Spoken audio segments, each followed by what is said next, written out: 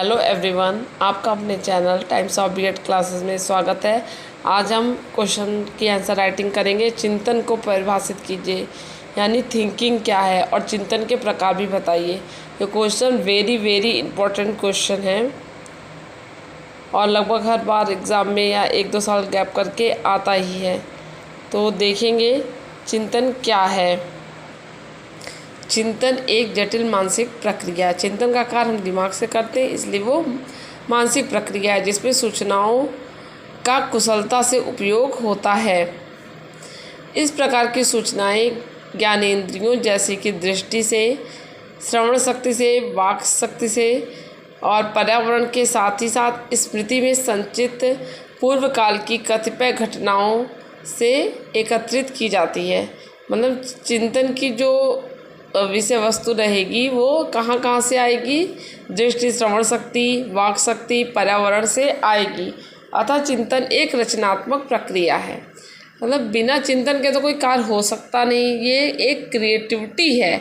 तभी कोई नया कार्य कैसे होता है? जब हम किसी चीज़ पर चिंतन करते हैं।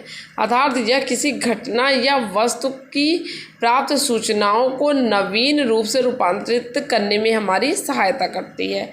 यानी कुल मिला जुला के यदि हमें कोई चीज़ मिली और मतलब कोई भी वस्तु मिली, कोई भी चीज़ मिली, मतलब कोई भी है विषय वस्तु है, हम उसको देखेंगे और चिंतन करेंगे। चिंतन करने से एक नया विकास होगा।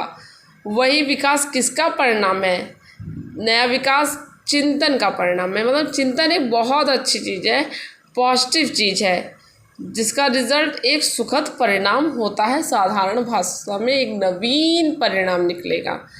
तो आगे पढ़ेंगे। चिंतन का आरंभ प्रायः एक समस्या से होता है और ये कई चरणों में चलता है। जैसे कि हमें पता है कि जब हमें आवश्यकता ही आविष्कार की जननी है, जैसे कहा जाता है।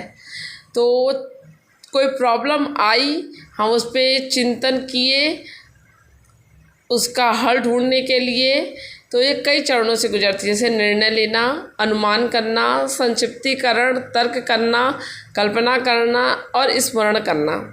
ये चिंतन आपको समझ में आ गया होगा कि चिंतन है क्या। लेकिन डिफिनीशन भी है। रास के अनुसार चिंतन मानसिक क्रिया का ज्ञानात्मक पहलू है या मन की बातों से संबंधित क्या है? मन की बातों से संबंधित मानसिक क्रिया है। वैलेंटाइन के अनुसार चिंतन शब्द का प्रयोग उस क्रिया के लिए किया जाता है जिसमें श्रृंखला विचार किसी लक्ष्य या उद्देश्य की ओर अविराम गति से प्रवाहित होते हैं। अब ऐसे तो डिफिनीशन ऐसे देख रही और है बात एकदम सीधी सादी कि चिंतन शब्द का प्रयोग हम वहाँ करते हैं और कोई विचार जो होता है वो श्रृंखलाबद्ध रूप में होता है और जो विचार होता है वो किसी चीज़ उद्देश्य को प्राप्त करना होता है। तो ये अविराम गति से प्रवाहित होता रहता है। वह विचार यानी वह चिंतन अविराम गति से प्रवाहित होता रहता है। ये किसने कहा है? ये वैलेंटाइन ने कहा है। फिर है रायबर्न के अनुसार क्या है?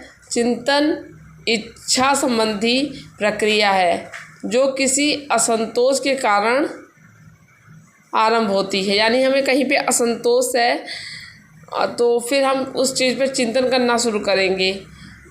चिंतन यही चीज़ है कि किसी विषय वस्तु से असंतोष होने पर यह क्रिया शुरू होती है और हम किसी चीज़ को ढूंढने का प्रयास करते हैं और जिससे कि हम संतुष्ट हो जाएं, वही इच्छा की प्राप्ति होती है। रायबर्न ने अपनी डिफिनीशन इस तरह से दी है। फिर है चिंतन के प्रकार। चिंतन कितने प्रकार के होते हैं? तो चिंतन अपसारी चिंतन, जिसको कि डाइवर्जेंट थ्योरी भी थिंकिंग भी कहते हैं, डाइवर्जेंट थिंकिंग। अभिसारी चिंतन, कन्वर्जेंट थिंकिंग, आलोचनात्मक चिंतन। अब हम देखते भी जाएंगे अपसारी चिंतन, डाइवर्जेंट थिंकिंग क्या है।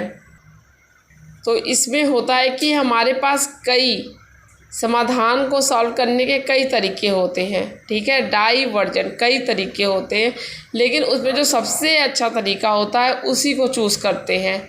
यही है अपसारी चिंतन, है डाइवर्जेंट थ्योरी। मतलब कई तरीका है लेकिन उसमें से हम एक को चूज़ करेंगे, वो अपसारी चिंतन है। अभिसारी चिंतन, इस चिंतन में निगमनात्मक चिंतन भी कहते हैं। अभिसारी चिंतन में व्यक्ति दिए गए तथ्यों के आधार पर किसी निष्कर्ष पर पहुँचता है, जैसे कि 2 गुणे 2 है तो 4 है, मतलब तथ्य निष्कर्ष पर पहुँचता है। इसमें चिंतन करेगा लेकिन वो फैक्ट के आधार पर ही उस पर पहुँचेगा, अपने मन से कहीं नहीं पहुँच जाएगा। वही है कन्वर्जेंट थिंकिंग, आलोचनात्मक क्रिटिकल थिंकिंग, कि हम किसी के गुण दोष को देख के जो हम चिंतन करते हैं वो कैसा चिंतन है, वो आलोचनात्मक चिंतन है। यहाँ पे 2 चिंतन बचे रह गए थे, विचारात्मक या तार्किक चिंतन और पार्ट्स यानी लेटरल थिंकिंग। तो विचारात्मक थिंकिंग जो होती है, लॉजिकल थिंकिंग होती है, वो एक इसका लेवल हाई होता है, क्योंकि एक कठिन विषय पर हम तर्क लगा के जो चिंतन करते हैं वही है हमारा तार्किक चिंतन। ये एक जटिल समस्याओं को हल करने के लिए इसका प्रयोग किया जाता है। और पार्ट्स चिंतन लेटरल क्या है, तो इसमें समस्याओं को हल करने के लिए एक अनुमान लगाते हैं, अनुमानित चिंतन की आवश्यकता है। व्यक्ति समस्या को देखकर कई कोणों से अनुमान लगाकर समाधान निकालने की कोशिश करता है, मतलब किसी भी तरीके से कुछ न कुछ अनुमान लगा के भी वो इसको निकाल लेता है। आई होप आपको मेरी वीडियो पसंद आई होगी, और इसकी नोट्स टेलीग्राम ग्रुप पर टाइम्स ऑफ अपडेट क्लासेस पे है, वहाँ पे आप जाके देख सकते हैं। थैंक यू, मिलते हैं नेक्स्ट वीडियो में बहुत ही जल्दी।